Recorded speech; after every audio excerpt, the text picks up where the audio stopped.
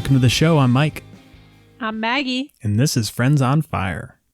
We are on a mission to get friends to talk about money.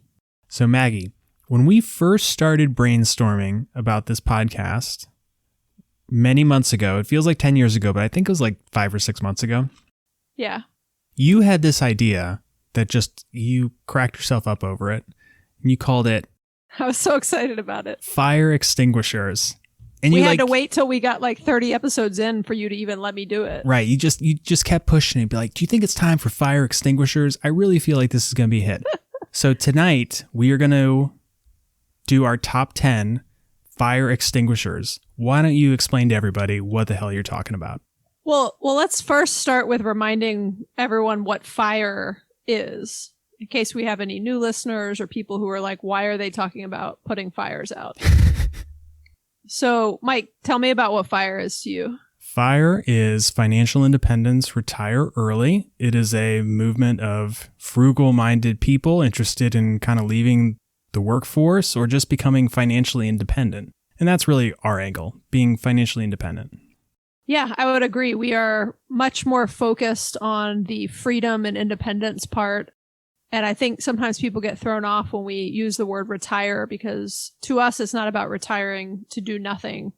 It's more about having the freedom and flexibility to do whatever we feel like doing, whenever we feel like doing it, however we feel like doing it, on our terms. And so when we talk about our top 10 fire extinguishers, this is capital FIRE extinguishers. We are not actually putting fires out. But the 10 things we want to go through today are 10 things that can stop or extinguish, as we say, your FIRE journey and your journey on financial independence. And so even if you're not striving for FIRE more specifically, these are still 10 things that can negatively impact your personal finances and your personal finance journey. We just thought I thought the term FIRE extinguishers was too fun to pass up. So, and I ran out of energy to try to stop her. I can't wait to try to get everyone to show you, Mike, that this is going to be our most popular episode to date. And then you're going to let me come up with all of the episode names from here on out. If it's our most popular, it's probably because people thought it was actually about fire extinguishers and like a review of our top 10. And they're like, oh man, I've been looking for this podcast my entire life and here it is. Yeah. Yeah. They thought we were firefighters and they just pictured, I want to know how to put a fire out. That would be a good safety thing to know. So let's check the stats on this episode after we air it. Okay. This could be our best one yet. Okay. So our number 1 fire extinguisher. These are in no particular order, but we've got 10 we're going to go through. Number 1 is your mindset. So you hear, and we just gave an intro on what FIRE stands for, what financial independence is all about. And I'll say a lot of people hear that, particularly people that aren't familiar with the concept, and think, oh, that's not for me. There's no way I could do that. And I just want to remind people, one of the number 1 extinguishers of a FIRE journey or potential is your mindset of thinking that this couldn't be you. Almost anybody can reach FIRE. If you're listening to this podcast right now, you're likely in a situation where you could, if you wanted to, reach FIRE. So I think one of the most important things is understanding that this could be for you and that this could be for anyone who wants it. It's not about how much money you make. It's about how little you're able to spend and the savings rate you're able to capture. And there's a lot of examples of people where it's 2 teachers. And I just use that as an example of salaries, but 2 teacher salaries in the household, and they're able to reach financial independence. And a lot of people make a lot more money than teachers and could also be doing the same thing. And it's not just about how much you earn. People come into this with the mindset thinking like, well, what would I do if I didn't work? And they never get past the point of thinking about what their options are or thinking about what the benefits of a little more financial independence could do for them. So it's really just thinking this whole thing is possible. That's really the number 1 fire extinguisher. God, I can't believe I'm going to keep saying that during this episode. Yeah, you are. It's catching on, right? Okay. I like the point you made because it was a little bit of a different angle than what I was initially talking about even which is just the idea. I'm like losing my thought, but you made such a good point. I'm going to hold on. If you're just going to repeat my thought for me, I'm not sure that does anybody any good. I wanted to add on to your thought, but let's keep going because I'm probably never going to think of it. But there's something you said that really made me think about something. I just clearly can't remember what it was, even though it was only 12 seconds ago. Okay, let's move on to number 2. What's number 2? Keeping up with the Joneses. Who are the Joneses? The Joneses are your neighbors that have better stuff than you do, and you want to... They drive Mercedes. Exactly. They dress in certain types of clothes. I don't even know what fancy clothes are to name them. They have a fancy house. They have the type of granite countertops you like. You want all of that stuff in an effort to impress them and impress other people. Right. So this could be that you live in a certain type of neighborhood, and so you feel like you need to drive a certain type of car, and that perhaps you can't drive into that neighborhood in your 2003 Ford Explorer that's looking a little rough and hasn't been washed in 10 years, Mike. Do you know how that feels? Yeah, so that was clearly jabbing me. And you know what? I do feel like that when I drive into my neighborhood. Then people recognize it's me, and then they move on. And then they're like, oh, that's Mike from Friends on Fire. That's his thing. Oh, yeah, that's right. I'm famous for it. So the thing I always think about on Keeping Up with the Joneses, Mike, is 90% of the Joneses are in debt. They have things they cannot afford. They're highly leveraged. They don't have an emergency fund. And so I often think of that and I'm like, do you want to keep up with someone like that? Because that's what you're doing when you allow yourself to try to feel like you have to have the same things that somebody else around you may look like they have. Yeah, there's always going to be somebody who has more money than you. And so it's this domino effect where everybody is trying to spend up to a certain level. And I'm not sure it's 90% because I'm pretty sure you just made up that stat. I made that stat. I but totally just made that I stat. I would up. agree that the majority of these people are not in the financial situation that you think they are. They are not wealthy. They have spent all their money in the appearance of being wealthy. And so chasing them and trying to emulate their behavior by spending, not the best thing to do. It's a quick way to extinguish your FIRE journey. God, look at that. I'm just going to do it for every single one. Long. Okay. I like it. The other thing that I think is a good way to sort of combat keeping up with the Joneses, if it is something that you find yourself getting stuck in or kind of a culprit of, is this is a very Buddhist philosophy on things. And I read this in The Art of Happiness.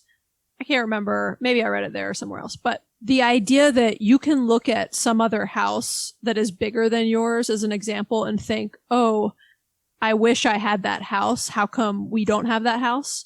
And that's one way of thinking. And that might make you constantly feel like you're less than and don't have enough and you've not, arrived as somebody else has or something else. But the flip side and the way that is more of a Buddhist mindset to things is to look at all of the people who don't have nearly as nice of a house as you have and be grateful for the home you have. And I think, reframing it around that can really help combat the idea of keeping up with the Joneses. Number 3 is about FOMO, fear of missing out. And I think it's important to make the distinction between FOMO and keeping up with the Joneses, because keeping up with the Joneses is about trying to impress other people.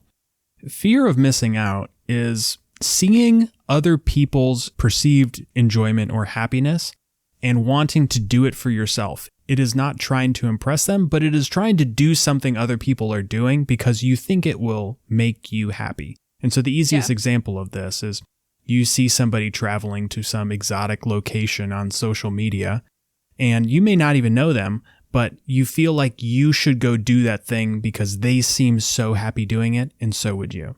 Yeah. And if it's travel, perhaps you should go do that thing. If it's some amazing experience and you can afford it, that's great. But there's a lot of people that spend money on things from a FOMO angle. So I think it's a good opportunity to kind of ask yourself when you are craving something or wanting to spend money on something to really understand the emotions behind it and where it's coming from.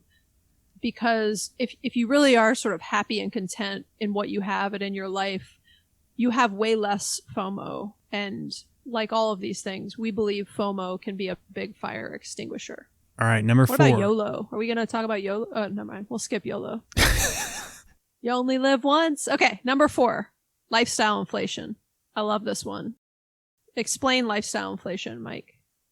Lifestyle inflation, or otherwise known as lifestyle creep, is where over time you very slowly become accustomed to a certain level of lifestyle or spend, and it ceases to become or provide the same enjoyment or satisfaction it once did. So perhaps you bought a certain type of car, and then a few years later, as you earn more money, or maybe you don't, that car becomes less of a luxury and you need to buy a more expensive car. And you keep inflating the things that you buy, and it is just an absolute killer if you are interested in financial independence. It's a killer, or is it an extinguisher? I think it's an extinguisher. It's an extinguisher, Maggie. Okay, so the thing I often think about with lifestyle inflation is it's a slow thing that, to Mike's point, creeps up over time. And one of the tips that I've heard a lot of people share over the years, which I've myself employed, is, when you're younger, perhaps in your 20s, and you've gotten to a point where you can afford all the things you really need in life. You've got, a roof over your head. You can feed yourself. You can feed your kids. You can take some decent vacations, etc. The thing you want to do and the strategy that can be so successful is to continue to live off that amount of money for extended periods of time into the future. So a lot of people say every time you get a raise, just automatically bank that new amount of money into a savings account and keep living off the old amount that you were once okay with. Don't let things constantly inflate, because that's how you can so quickly save up and kind of increase your savings rate year over year over year. So if you can, I'm still living off a similar amount of money that I lived off of when I was 25. And that was 15 years ago. And that is what has gotten me to a FI point at this point. Number 5 is not having your spouse or partner on board. This is a tough one. Yes. It would be like playing a sport and having your coach either not pay attention to you while you're playing or just constantly undermine your performance while you're on the field. I thought you were about to make a reference to me playing high school sports and you were going to make fun of me. I thought about it, but I realized it would be too mean. I'm not following your reference to the coach making fun of you or undermining you. So you need to have support from your partner because you're in it together. You need to have support and encouragement and direction from your coach when you're playing. Exactly, maybe this is why you're so terrible at sports. You never had good coaches. Right. I didn't understand the concept of what a coach was. I thought I was the coach. So if you have your coach who is supposed to be motivating you throughout the game at halftime, supposed to make a speech to pump you up, if he just kind of is like, meh, and then walks away. Good luck. Yeah, you're not really going to feel that motivated. So having your partner on board in this process is integral. Yeah, and I don't know that we can really tackle how to get your partner on board in this episode. It's certainly one of the topics that we'd like to cover in a future episode. There's a lot of great blogs and other podcasts that tackle this specific topic, but it is definitely a big extinguisher that can slow your progress. And it is something that we think is worth, prioritizing to take a very thoughtful approach in trying to get your partner on board. I think one quick tip we can say is, the way you get them on board is not to drag them along kicking and screaming. Often it's to focus on yourself, let them start to see the benefits of it. But there's so much benefit to having this be a joint endeavor if you are in a relationship. And it's just one of the, biggest things. And it makes it so much more fun, quite honestly, right? That you're on the same page and you're in it together. And if they're not on board, perhaps then send them over to our podcast, and I'm pretty sure we'll get them motivated to join you. There you go. That's a good recommendation. Yeah. I thought you were going to say, get rid of them or something. But yeah, that's better. Listen to our podcast. That's the fallback approach. Feels more solution-oriented. Right. Okay, number 6 is criticism or judgment from others can be another fire extinguisher. So this is actually the opposite of a lot of the items above we talked about around keeping up with the Joneses, FOMO, lifestyle inflation, etc. You could feel somewhat kind of isolated on this journey, and you could get some level of kind of criticism or judgment from your close friends and family. Don't let it get you down, right? Remember why you're doing this. Remember your motivation. Be strong in that, and don't let other people's perceived or real judgment of you, extinguish your journey in any way. I'm going to give you another sports analogy, Maggie, because I think this one will resonate with you. It's like when you were on your high school basketball team and your geez. coach would constantly shout, Maggie, you can't dribble with two hands. What are you, stupid? That probably demotivated you on the court, right? Yeah. I've recently been yelling that at some 8-year-old girls in a basketball league with my kids are on. Okay. Another tip in this area too is, if you're finding that you're not getting the support you need from your friends and family, and instead you're, feeling or actually receiving criticism or judgment, one thing you can do is, look for other like-minded people to connect with, like us. Listen, I was just going to say, listen to podcasts like this, whether ours or someone else's. Read different blogs, engage with people on social media. There's a lot of meetup groups you can connect with on Facebook and elsewhere that are tied to financial independence and minimalism and whatever you might be passionate about. And, engage with those people. It doesn't mean you need to let go of your other friends, but it could just help you to kind of expand your friend group into others that you can relate to more and that are supportive of the journey that you're on. I find that can be incredibly helpful personally. Number 7, don't let your kids guilt you into buying things. And actually, it's not just your kids. Don't let your friends, don't let your partner, don't let your parents, don't let anybody guilt you into spending your money. I think kids are just the biggest culprit of this, right? You feel bad. They have ways of saying things to you. And, remember that you're the parent, you're in charge. We talk about this on our kids spending episode, but you're in charge, right? You need to be strong. Sometimes it takes a lot of discipline to say no to your kids constantly when you're in a store, when they're asking for things. But in addition to it being a fire extinguisher, I truly believe that you are a better parent in teaching your kids important lessons about what's important in life and about finance when you have open and honest discussions with your kids about stuff. And when you say no and explain why you're saying no. Okay, what's another fire extinguisher? Number 8? Well, that is what comes after number 7. Thank you. Number 8 is a job loss. And I think this is especially relevant right now because there are almost 30 million people unemployed as of recording this episode. This is a hard one to avoid in many ways. So sometimes it can just be happenstance when you do have a job loss. And so that can extinguish or kind of slow your FIRE journey. I wouldn't say extinguish, but it can slow it. And there are things you can actually proactively do to lessen the chances of this happening. It's not perfect. Like I said, there's a lot of times when it really is just circumstances beyond your control. But a couple thoughts on some things that are within your control. One is make yourself indispensable at work. And I love the book Linchpin. It's one of my favorite books. It's by Seth Godin. We'll put a link to it in the show notes. Have you ever read it, Mike?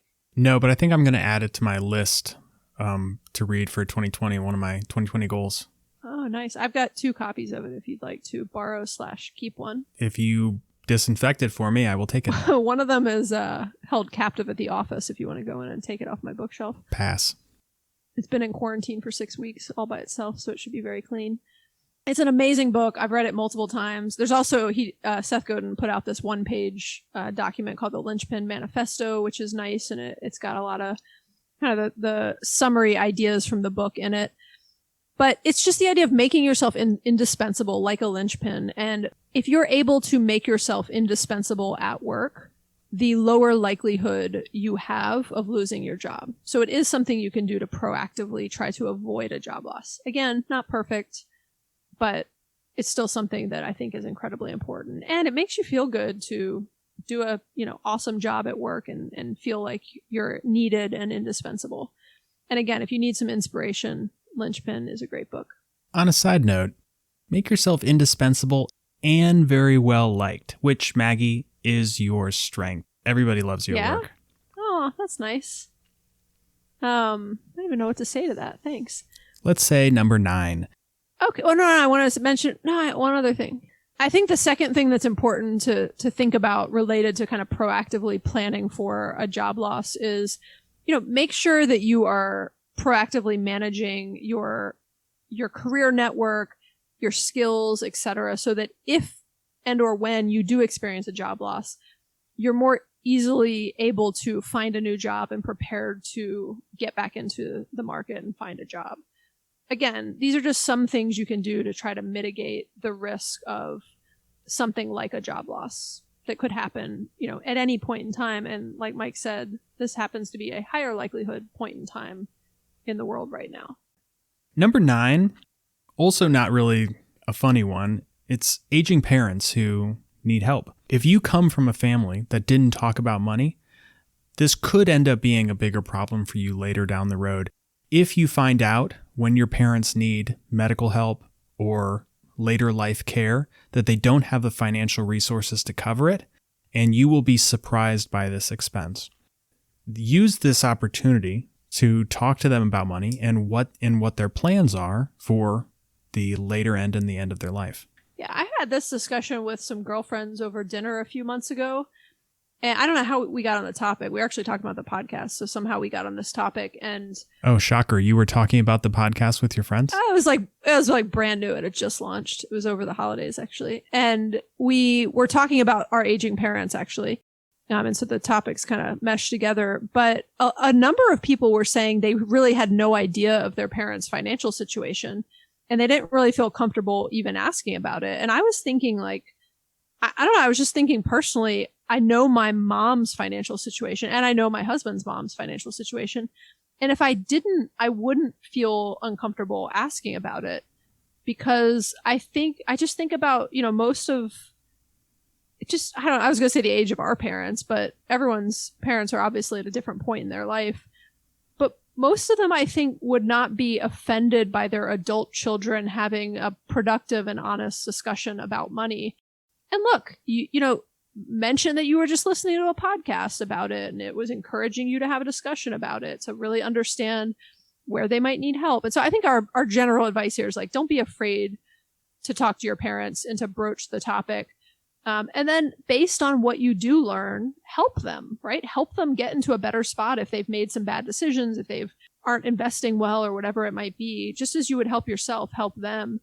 And then I think there's other things you could proactively do, Mike, like considering long-term care insurance and some other things if you knew they were not prepared well in a certain category or something. Number 10, our last item on the fire extinguishers, is really a catch-all for any unexpected big event. And I think the first thing people would think about would be an unexpected medical event. If you get in a car accident, if you need heart surgery, these are going to be costly events, even if you have great insurance, because it isn't just the event itself. There will usually be fallout and repercussions of these things, which will require you to spend quite a bit of money. It could be a big legal problem that you have, which would have ongoing lawyer expenses. And so it's important, we talk a lot about emergency funds, but this is another reason why you need an emergency fund, not just in case you lose your job, which is something we've been talking about the past few weeks, but for very large unexpected expenses, you need to have a cushion to be able to cover this. Yeah, this is why a lot of people, especially people that use the term FIRE, there's many people that have a more conservative approach where they want to save much higher than the 25 times your annual expense recommendation. They call it FIRE and other things, where you have a much bigger amount saved before you truly feel like you're at a point of being able to quit your job or do whatever. And it would be to deal with an unexpected big event that was expensive that, you hadn't planned on. So I think the point on all of these fire extinguishers, Mike, is we wanted to talk through things that could be, road bumps or challenges on your journey to fire, but also give some thoughts on how you can actually avoid these things. And, it's like many things. Once you're aware of them, you're much more conscious of them and you're able to be disciplined and more thoughtful in terms of how you approach things to improve your financial journey along the way. And no matter who you are or what your financial situation is, you are going to run into some or all of these issues. They're somewhat unavoidable. Being aware that they could come and being aware of how you will handle them is what really makes the difference for people. Do you want to cover our top 3 takeaways? All right, let's do it. Number 1, when it comes to FIRE, financial independence, retire early, almost anybody can reach this goal if they are willing to make the sacrifices necessary and avoid the pitfalls or the extinguishers that we covered. Number 2, be mentally strong. half of the extinguishers we talked about are all in your head and can be solved for by mindset. So FOMO, keeping up with the Joneses, lifestyle inflation, your spouse being on board. A lot of these things are not physical barriers. They are mental, emotional barriers. And if you can control them and get on top of them and be strong and disciplined, you can significantly improve your financial situation. And speaking of things that you can control, number 3, plan for the things that you can plan for and don't stress about the other stuff. Almost all of these can be addressed by having a very large emergency fund and good backup plans. So control the controllables. Perfect. Okay, Mike, should we do a quick Mike's Minute on the mic? Let's do it. Okay, so this is where I get to ask Mike one question. He's got 60 seconds to answer. Let's see, I'm going to ask you something on topic today. Oh, that's weird. Okay. Yeah, just, since we're talking about fire extinguishers. Oh, have you ever had like a fire or a house fire or anything? No. Okay, that was just a yes, no, so I'm going to move on to another question. Oh, okay. Thank you. Next question, also on the fire extinguishers topic. Mike, which of these items that we talked about today are you most sort of worried about on your own personal finance journey, or have you had issues with? Oh, that is a great question. Look at that. I just came up with that on the spot, too. Is that better than have you ever had a house fire? Yes, much better. I thought you were going to ask me, like, where are my fire extinguishers? Oh. Most of these are controllable and really a discipline issue, which I don't have when it comes to money. You're highly disciplined. Highly disciplined. I think really the only thing that I'm worried about is going to be a job loss, and not because I wouldn't be able to pay my bills, but because I am aggressively growing my net worth, and if I lose my job and I don't have any income, that slows down that rate and changes my long-term plans and how quickly I will be able to do things in my life. So I would say job loss is what I'm most worried about. Yeah, that's interesting. You're pretty easily reemployable though. So, but anyways. Right. But it's also super stressful to go get a new job. I really like my current job. I don't want to go do true. something different. You get to work with me every day. That's great. Yes. Priceless. Okay, wait. Can I ask you another Mike's 60-second? All right, or sure. Mike's Minute on the mic? All right. I just thought of it. It's one of my favorite questions. We asked the kids this. I think we asked the kids some version of this. I didn't want to freak them out with actually thinking about a fire, so I asked it a different way. Mm-hmm. If your house was on fire right now, Mike. Yeah. What 5 items, aside from your family's out safe already, and your pets are out safe, what 5 physical items do you own, would you grab to take outside to make sure that they're saved from the fire? I would take my computer. I would take your work computer or your personal computer? My personal computer. Okay. I would take one of my Emmys. Okay. I would take the Michigan lacrosse helmet that I wore in college. I don't know. I have to pick 5. There's really very little that I have. What about your Friends on Fire mug? You wouldn't take that? Oh, of course. I already have that in a safe in the bank. This question always reminds me. You don't even have to finish the question unless you want to, but I'm not sure I could really even think of like 2 more love very this important question things. Because it reminds you how most of the physical objects in your life are replaceable, and in the grand scheme of things are not really that important. Yeah. All right. Well. Okay, a lot of fire talk tonight. Yeah, and like 3 Mike's Minutes on the mic. Yeah, you're right. Back to back. Thank you for listening to our show. If you have any questions or comments, please call us or text us at 404-981-3370. Leave us a question or comment, and we will play it on the air. Awesome. Also, please follow us on Instagram or Facebook. We post updates and different personal finance tips and motivation on a pretty frequent basis, so we'd love for you to follow us. And please leave us a review on iTunes or wherever you listen to this podcast. It really helps other people find our show. You also can find us at friendsonfire.org if you want to check out the latest episodes or get in touch with us. Okay, great discussion, Mike. Thank you so much. Have a good night. Thanks, Maggie. Thanks, Mike. Bye. Bye.